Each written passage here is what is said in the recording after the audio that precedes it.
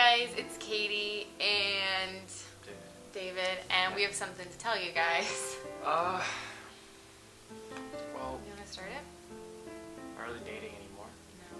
Do you want to tell them? Well, we're getting married instead. What? She said yes, so that was good. Cause it'd been really awkward if she said no. Do I do that again? Are we being sad or are we? Yeah, we should do that. Are we being sad? Okay. We need to like go from like kind of like 0 to like we're getting married instead, and then you have to be I'm not excited. like You have but to it's be. funnier if I'm not. I don't get excited I on know camera. you don't get excited on camera. You do get excited off camera. Yeah, but I'm on camera. So You're on camera. stoic. We're getting married. Yes. But here's the thing. We got engaged a little while ago, but I didn't tell people. Cause she was ashamed. No! Oh my gosh, no!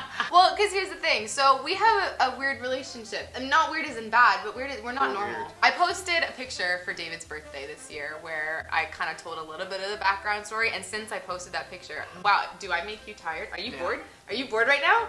No. The engagement's off! No, I'm kidding. No, I posted a picture on Instagram where I talked a little bit about our story, and since then everybody's been really curious and they wanted us to do a video talking about us, essentially. Start from the beginning. Let's start from the It's a very very good beginning. place to start.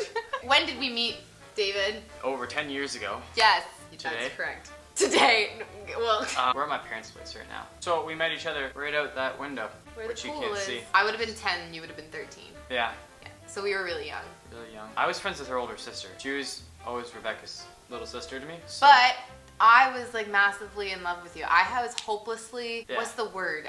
Infatuated. I was hopelessly infatuated with you from age 11 through 16. 5 years. borderline creeper. I completely own that. Borderline creeper. I would go to church, specifically like wear like really nice clothes to church because I'd be like, oh, I'm gonna look really pretty and then David will notice me. And I was like 13. Like it was probably not healthy to be Yeah, fair. and I didn't notice her No, at all. no, not at all. Because We were friends. Like by the time I was that 15, we were It's actually inappropriate friends. for a 16-year-old boy to look at 13-year-old girls. Probably started hanging out with her when we were on the same worship team. I was the drummer. We basically were on the same team, so we actually like talked and stuff. And got to be friends, and you realized that I Let's wasn't go. just a She's creeper. pretty cool. Yeah. I didn't even know she was a creeper. I was gay. I was really I didn't know she was a stealthy. creeper until like 3 years ago, and then it all came out. And yet you still want to marry me. So Well, yeah, there's that.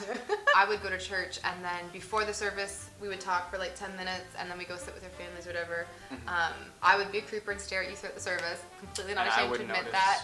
And then, yeah, because you were being good and like listening to the sermon, whereas I was Well, yeah. being a creeper. I was learning about Jesus, and you were staring at boys. Eventually, when I was 16 or 17, you kind of noticed me as more than just Becca's little sister. Pretty Well, you much. wore that dress. We don't need to talk about that. It I was don't a very wanna- nice dress, It was a very nice dress. and I came to church one day looking a bit more grown up, and you noticed that I had grown up. she grew up a lot, and We had spent all this time on like worship team and like talking, getting to become better friends, and then I was like, you know what? He's never gonna notice me. I need to get over him. Like this is something that I can't spend all this time pining away for this guy who's never gonna notice me and who I'm never gonna be good enough for. I almost idolized you. Like I'd put you on a pedestal. Am I still boring you? Wow. no, I'm just really, I'm kidding, just baby, really I'm tired. Guys, can I do this where we like categorize women? And What category did I make, babe? you were in the potentially down the road when you've grown up more, That's good. but very a good prospect for potentially dating. If that makes I sense. was a good prospect. But no, like I'm serious. So I know. I wasn't like in love with her No. by any stretch, but I did notice her. You were getting ready to go to military basic training, so it would have been January 2015, I feel like, is when our love story, if you want to call it, started. Because you went to basic, I was grieving a broken heart from another situation, and you really cared about me, so you said, hey, look, you're going through a really crappy time right now, and I still want to, like, care for you, but I have to leave. So we started calling on the phone. I remember the first time you called me from basic training, and we just started talking on the phone for hours that whole time, and it was great, because we actually became best friends, getting to know each other. And I feel like I experienced basic with you, and you experienced a lot of things. Like you were hearing about my life at that point as well before I went to school, and we actually got to know each other really, really well. She was one of the, if not the only one, who didn't walk away from just out of mind, out of sight. Just the fact that she stuck by me and not only was there, but also was interested and cared. My opinion of her rose very fast. And then, yeah, summer came. Summer came. Your sister got married. Yeah, well, at this point, I was still getting over the person that I became. She was still over. really I into was him. still, I was, well, I was. She was getting over. And She was the I was trying to, but I was having a hard time. But at this point, you had told me that you liked me, so I knew that you liked me.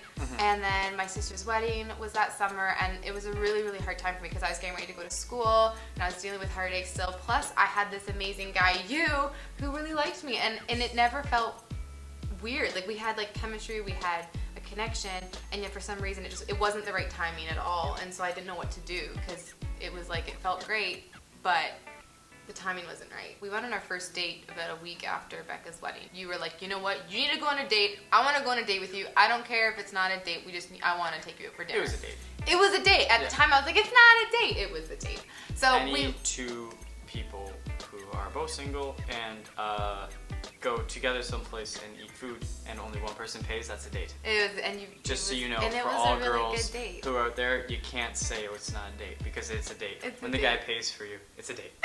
It doesn't matter if you like him or not. You can't say, well, it wasn't a date, so I'm in the clear. I'm in the I'm just clear. getting free food. I like to eat. He's been so frustrated Girls, for don't- years don't over do this. that. It was. I admit that it was a date. And then we watched a movie, and then you dropped me off at my house, and you kissed my cheek, and you were super respectful. And I knew that you really, really cared about me, but you just didn't try anything with me because you knew that my heart wasn't there, which I really respected. And so then later that summer, we were hanging out here at this house again, and that was the first time we held hands because we were up by your pool. Yep. And you held my hand. And so right before I went to school, I was kind of considering being like, maybe we should try this. And you were totally game. You basically said, like, I'm here when you're ready. But then I just was like, you know what? I need to go to school single. I'm still not healed yet. I don't want to hurt you. I didn't want to do a rebound thing. Like, I didn't want to rebound to you to fix my broken heart. I told you at one point in the fall that I wanted to be called Catherine by the person who married me one day. So it'd be really nice if they called me Catherine. And from that day on, you just started calling me Catherine. I think it was your kind of like... It was my way of manipulating.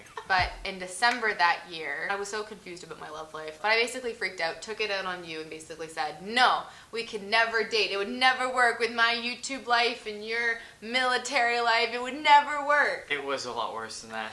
That's like the really nice version of an hour-long phone call. I don't cry, but I cried. Yeah. She said some pretty hurtful stuff. So I was like, okay, you know what? Done. Done. I waited for a long time. At that point, you'd been in it for like 10 months, and you'd been so Full good throttle, about it. Full throttle waiting hard. 8 months go by, I don't even talk to her once. No.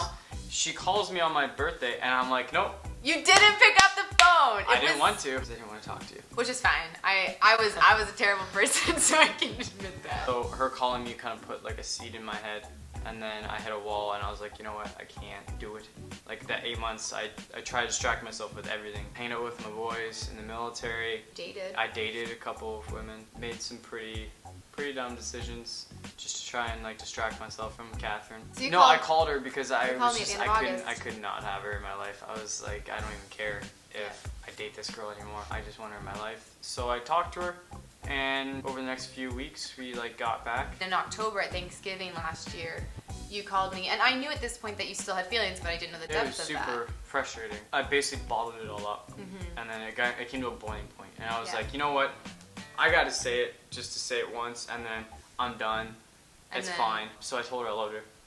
Yeah. Well, she didn't believe me, Well, I just didn't know what to do. which was fine, and I didn't really want a response anyway, because that'd be kind of weird. But It's better than me being like, oh, that's nice. I don't love you. It was like a mental health day for me. It was Yeah. a mental health decision. I was like, I'm gonna go insane if I don't say this. So I said it, and then that was that. Our relationship basically can be summed up with ups, downs, downs, but now we're fine. But Or like whack-a-mole. Like whenever I'm getting up above water, she like hits me down. oh no! Around New Year's, I was supposed to go to Toronto to see some friends, but then I got sick, and you were like, "Oh, you're sick. I'm so sorry. Why don't I bring you Starbucks? Do you want a buddy to watch, movies on the couch with you?" And I was like, "Heck yeah, bring me Starbucks." So you I'm came not over. gonna lie, I sped. And I went did. up to like the person, and I lied to this person. I said my girlfriend is sick, and I need You called me your Starbucks. girlfriend. I did. My girlfriend's really sick. She needs Starbucks. Give me the biggest size you have. I don't know what it is. I've never come here before because I don't do Starbucks. So he was laughing, You and got he me a gave me chestnut like a praline big latte, thing and of it was a coffee stuff. venti. It was awesome. On Valentine's Day this year, we were on the phone for like 7 hours just talking. Again, I would still say no to dating you. Like every now and then you'd be like, "This is why you should date me, Catherine," and I'd be like, "No." Yep. But then what happened? What did I do? But then she said yes, I said yes.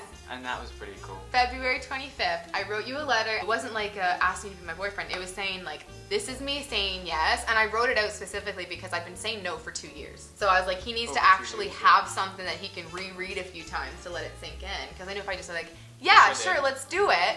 I read You it, wouldn't like, 3 believe me. times. The day after we started dating, you already had the intention of marrying me. And I knew when I Unless gave you you the gave me letter. a really good reason not to. Maybe. Right. We were like best friends. So it's Yeah, not like we were and dating to it'd get to know been- each other. Yeah, it'd been 2 years of like romantic tension. We just didn't have the normal relationship because everyone's gonna like say it's too fast. Like they've only been together for 6 months. It's too fast. God really did open up the doors for this to be the way that it happened, and I'm really glad that we didn't date officially back when I was 17 or 18 because I think it was a lot healthier the way that it worked out. They always say God's timing, not our timing, and that's something that David and I have definitely seen when he's not yawning. That's something I really know. tired. I know. Thank you for doing this video with me anyway. Yeah, God's timing, not our timing, and that's something that we both really are advocates for as well. Because as much as both of us went through hurt, definitely David more than me when it came to this relationship. Worth it. Yeah. Yeah. Definitely don't think that everybody's time frame works for you because Yeah. it's always different. Every relationship different. Every person, every snowflake. There you go. Every snowflake. We're all beautiful, majestic snowflakes. Yeah, I just can't believe I said that a lot. That being said, also, I was her first boyfriend, and that's awesome, and that's a blessing. However, she was my first girlfriend. I never thought that after being with a lot of people that I could, I guess, deserve the whole soulmate deal. No, that's crap. You do deserve it. Like, you really do. Don't stop looking for it and think that you just have to settle for something lower because you've done this, and this with like so many people in your past. Don't forget about it because if you forget about history, you're gonna be doomed to repeat it, so to speak. I don't regret who I am. I just regret that I had a kind of a more challenging and rougher road to get to where I am today. Yeah. If you are led down a path that's just rougher because that's just what God wants for you, rejoice. The Bible says He only gives you what he knows you can handle. Yeah. So that's like God giving you props. You can handle this. Just know that no matter how crappy it gets now, it's an opportunity for you to be that much stronger later. And just do yourself a favor and take every opportunity that you can to get stronger because God's just going to keep throwing stuff at you until you learn the lesson, trust me. Been there, done that. It sucks. So just learn the lesson fast and bleed and cry and get stronger. But still know that like you're not just scars. You're a beautiful person, and that's my pep talk to you. That's a good pep talk. Thanks. When I started dating, I specifically tried not to talk too much about my relationship because I didn't want to be one of those people who just almost post my whole relationship online. Not because I think that it's a terrible thing to do, I just didn't want to do that personally. And then all of a sudden it was like, oh, we're getting married, but nobody really knows David yet. So that could be a bit of a scary thing for people who know me really well to hear that I'm getting married to someone they don't know very well. Do you feel great now, babe, that the people know our story? So good. It feels so good. I love cameras. Until the next time I see you guys, have a great life. Don't be stupid or make bad decisions. Bye, guys. I'm good at this. Like- Oh, wait, Frig. I should actually check to see if make sure. That's actually really entertaining.